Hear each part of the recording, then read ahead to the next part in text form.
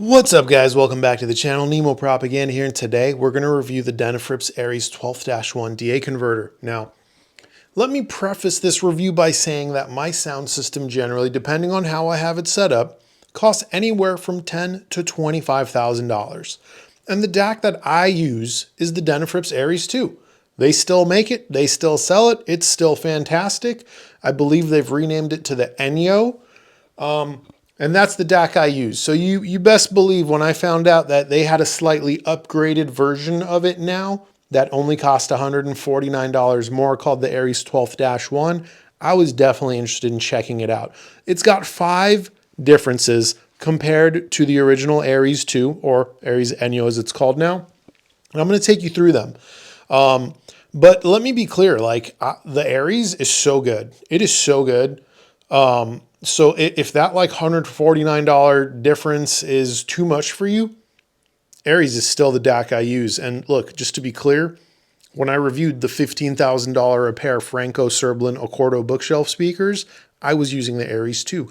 When I reviewed the $6,500 a pair Platimons, I was using the Ares 2. When I reviewed the Focal Canta #1s, that are $8,000 a pair, I used the Ares 2. And when I reviewed cheap speakers too, I used the Ares 2. When I checked out the Hecko Aurora 300s at $419 a pair, I use the Ares 2.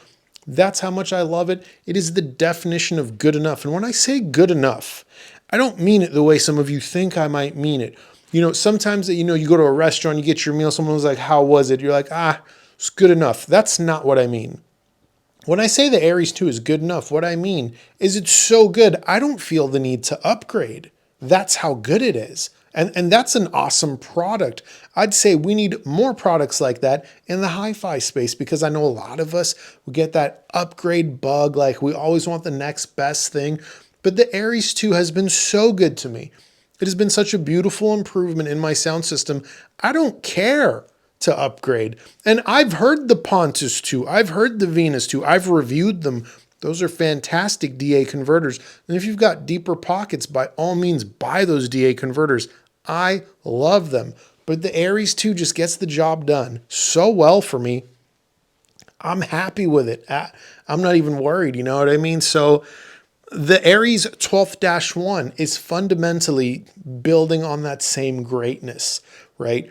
What the Ares 2 did for me is it added more depth and dimensionality to my music. It had me be more emotionally engaged and part of the experience, because look, us audiophiles listen 2 different ways.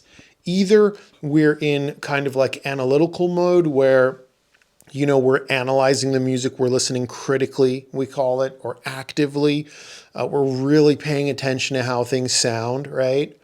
And that can be fun. That's what I do when I review stuff. But then there's other times where I just want to enjoy the song. I just want to sit back and turn off my mind and just really relax and just kind of let the music like wash over me and just feel whatever I feel listening to those songs. And the Ares 2 makes that process effortless. It makes that process so easy, so enjoyable. Whether it's the human voice or an instrument, there's a sense of realism that I simply will not have without the Ares 2 in my system. And again, my system is not inexpensive. The crazy thing about this is whether your system is very expensive or very inexpensive, the Ares 2 is right at home with both.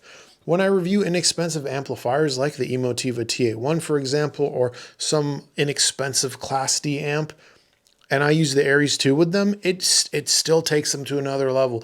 It still gives them that body in the mid-range, because a lot of inexpensive gear is more analytical. The mid-range just isn't that good. The top end isn't very refined oftentimes when we compare it to something more expensive.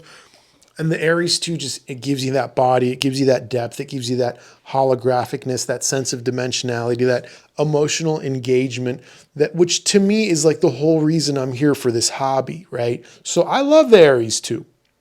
The 12th-1, as I mentioned, it has 5 things, right? It does 5 things differently than the Ares 2. Let's talk about it, and you can decide if that's worth $149 more. To me, it is absolutely worth $149 more, but I will let you decide, because Denafrips still sells both. First and foremost, the casework is an absolute massive difference. The Ares2 or Enyo uses more of a stamped steel case. There's nothing wrong with that. It's very common on inexpensive products. But the rest of the Denafrips lineup from the Pontus on up uses beautiful, thick aluminum casework. And that's what the Ares12-1 has now.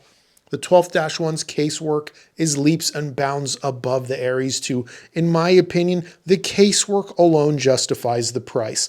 But if that's not enough to justify the price for you, there's a few more things.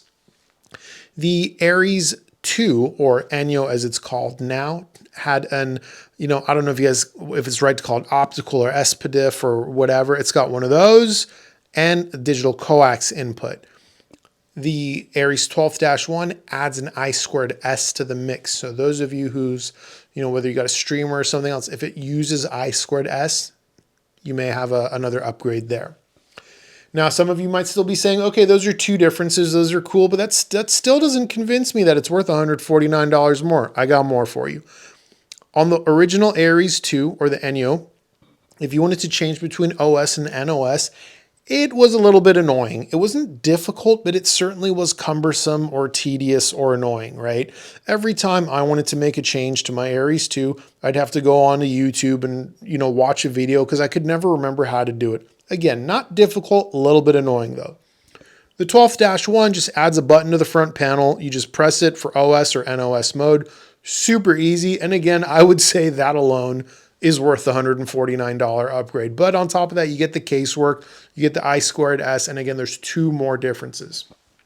Don't worry, one of them is a sound difference, and I will talk about that.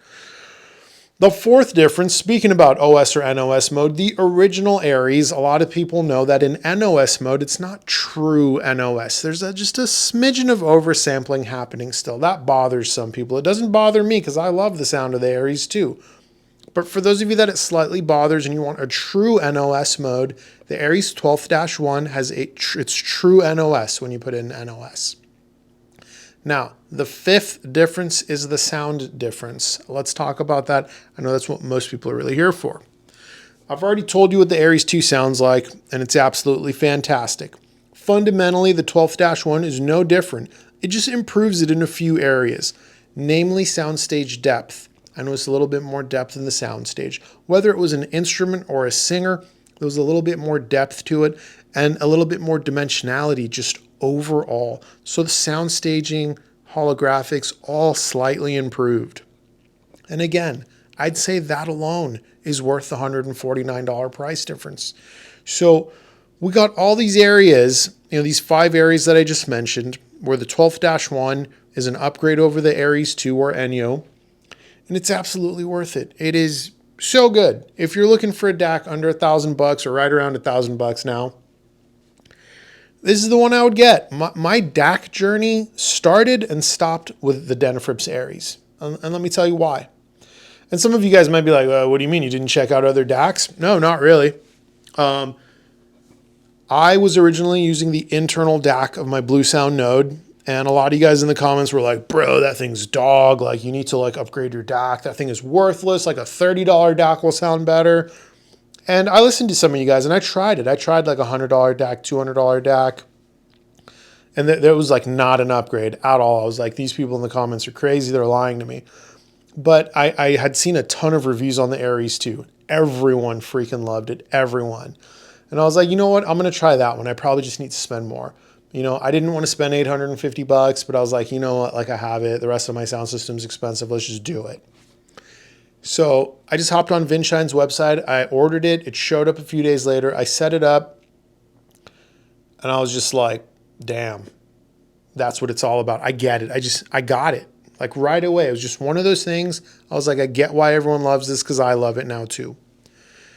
And I loved it so much, I never really cared to try the different filters, to switch between OS or NOS mode. I set it up exactly the way it came outside of the box, and I've been loving it ever since. I did the same thing with the 12th-1. There's nothing to fiddle with. There's nothing to change. You just set it up out of the box. Give it 30 minutes to get up to operating temps. R2R DACs do need to get up to operating temps. And after that, it just sounds fantastic, man. It's Such a no-brainer. I love the no tinkering. There's some DACs I've seen with like screens where you got like a million filters and stuff. You don't need it. You don't need any of it. I promise you, you think you do. You don't need it. It's like subwoofers and cell phone apps. You don't need it. It's cool, but you don't need it. You know what I mean? Well, once it's set up, it's set up. The product sounds good or it doesn't, right? And the Ares sounds phenomenal.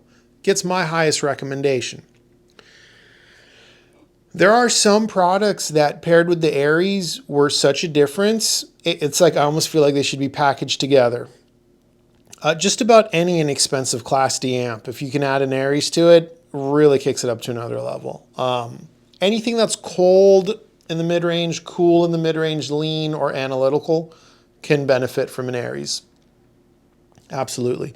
Eversolo, let's talk about that thing. I have a review sample here, and I'll review that thing soon, but I honestly felt the high frequencies of the Eversolo a little bit lackluster.